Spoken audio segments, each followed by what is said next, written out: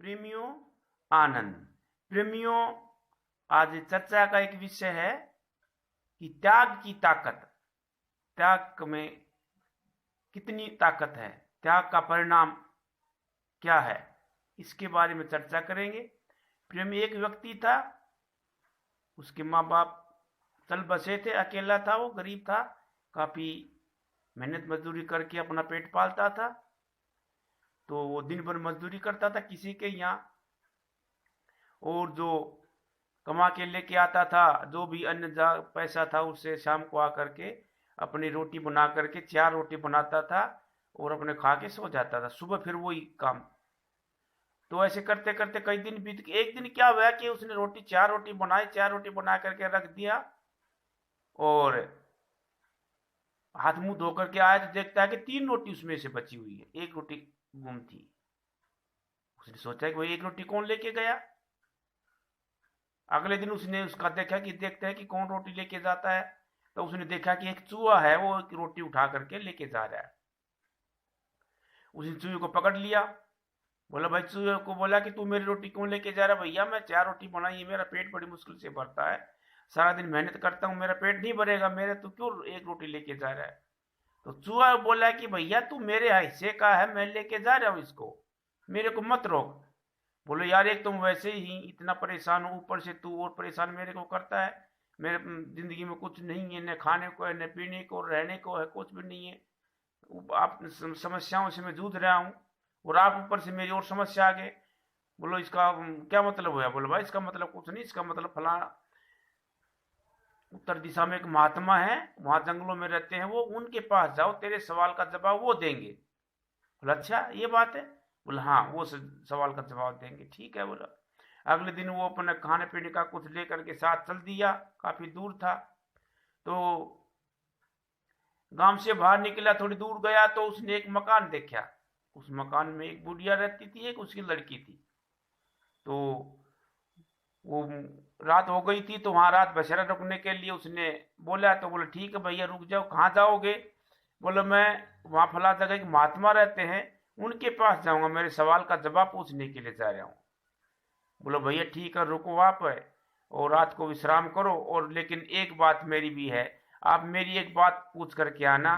बोला क्या बात आपकी। बोलो मेरी एक लड़की ये जन्म से ये एक बार भी नहीं बोली, जन्म लेने के बाद इतनी बड़ी होगी, तो ये पता करके आना महात्मा जी से कि भाई ये लड़की कब बोलेगी।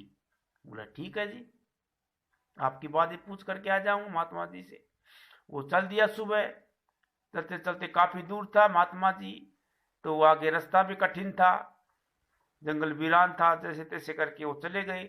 आगे तो एक तपस्वी मिला उनको, उसको उस लड़के को तपस्वी मिला। वो तपस्वी के पास रुका। बोला भाई कहाँ जा रहे हो। बोला मैं ऐसे ऐसे एक महात्मा जी से मेरे सवाल का जवाब पूछने जा रहा हूँ।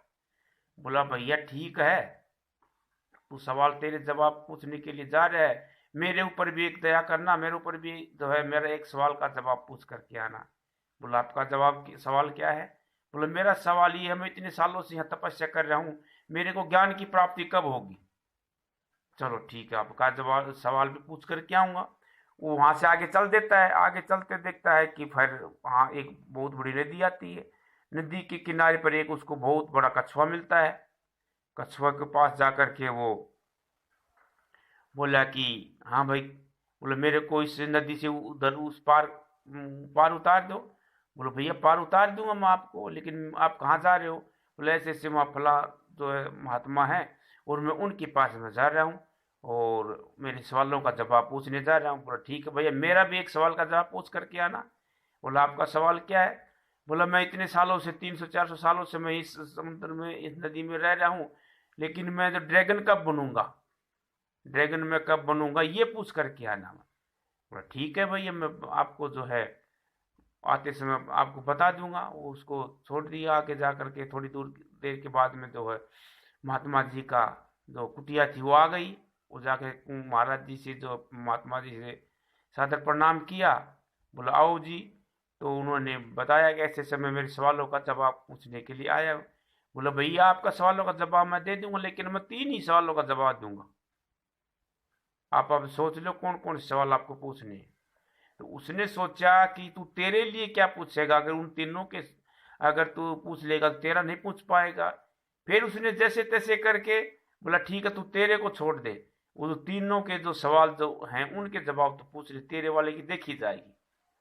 बोला बात तो सही है। तो उसने पहले प्रश्न पूछा, पहले लड़की वाला पूछा कि वो लड़की कब बोलेगी। तो उसने महात्मा जी ने बताया जब उस लड़की की शादी होगी तब वो बोल जाएगी। चलो ठीक है। फिर दूसरी बात बोली, जो तपस्वी तपस्या कर रहा है जंगल के अंदर, उसको ज्ञान की प्राप्ति कब होगी। उसने उसको बोला कि उसको जाकर के बताना कि जब तू तेरा ज्ञान किसी को बांटेगा, किसी को ज्ञान देगा, तब तेरे को ज्ञान की प्राप्ति होगी, नहीं तो ज्ञान की प्राप्ति नहीं होगी। बोला ठीक है।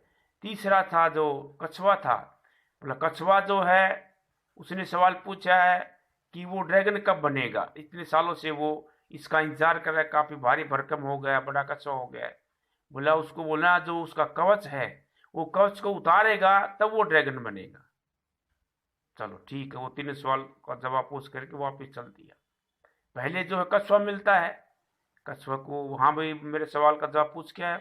बोले हाँ पूछ के आ गया जवाब सवाल का। बोले क्या बताया। बोले कि जब आप अपना कवच उतारेंगे तब आप जो है ड्रैगन बनेंगे। बोले ठीक है।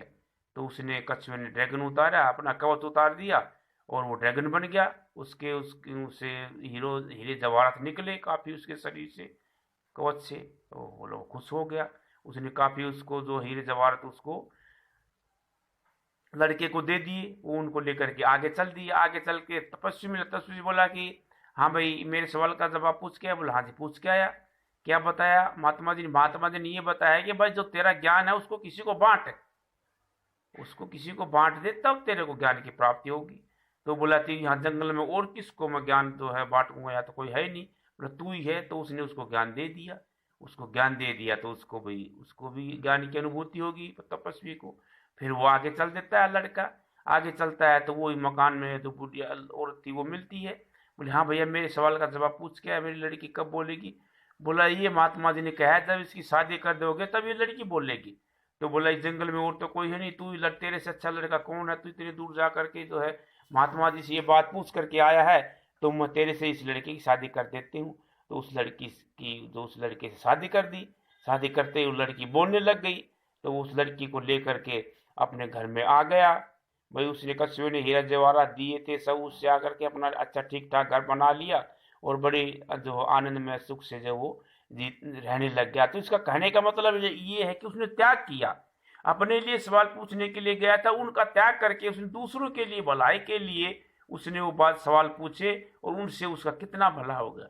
इसलिए इस कहने का मतलब यही है कि भैया हम जो है एक दूसरे से ये कहते हैं कि भाई इस फला सामने से जो आदमी है इसने हमारे लिए क्या किया है। हम ये कभी नहीं सोचते कि हमने दूसरे के लिए क्या किया है।